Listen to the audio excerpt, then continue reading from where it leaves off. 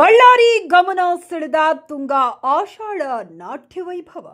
ಬಳ್ಳಾರಿ ಭಾರತೀಯ ಕಲಾ ಸಂಪತ್ತು ಮುಂದಿನ ಪೀಳಿಗೆಗೆ ಪರಿಚಯಿಸುವ ಕಾರ್ಯವಾಗಬೇಕೆಂದು ಪಾಂಡುರಂಗ ದೇವಸ್ಥಾನ ಸಮಿತಿಯ ಕಾರ್ಯದರ್ಶಿ ವೆಂಕೋಬ್ರಾವ್ ಹೇಳಿದರು. ಅವರು ನಗರದ ಪಾಂಡುರಂಗ ದೇವಾಲಯದ ಆವರಣದಲ್ಲಿ ತುಂಗಾಗಂಗಾ ಸಾಂಸ್ಕೃತಿಕ ಕನ್ನಡ ನಾಟ್ಯ ವೈಭವ ಕಾರ್ಯಕ್ರಮಕ್ಕೆ ಚಾಲನೆ ನೀಡಿ ಮಾತನಾಡಿದರು. ಈ ಸಂದರ್ಭದಲ್ಲಿ ಏಕಪಾತ್ರ ಅಭಿನಯ, ಸುಗಮ ಸಂಗೀತ, ವಾದ್ಯಗೋಷ್ಠಿ, ಭಕ್ತಿಗೀತೆ ಗಾಯನಗಳು ನೆರೆದ ಸಾವಿರಾರು ಪ್ರೇಕ್ಷಕರ ಗಮನಗಳನ್ನು ಸೆಳೆಯುವಲ್ಲಿ ಯಶಸ್ವಿಗೊಂಡರು.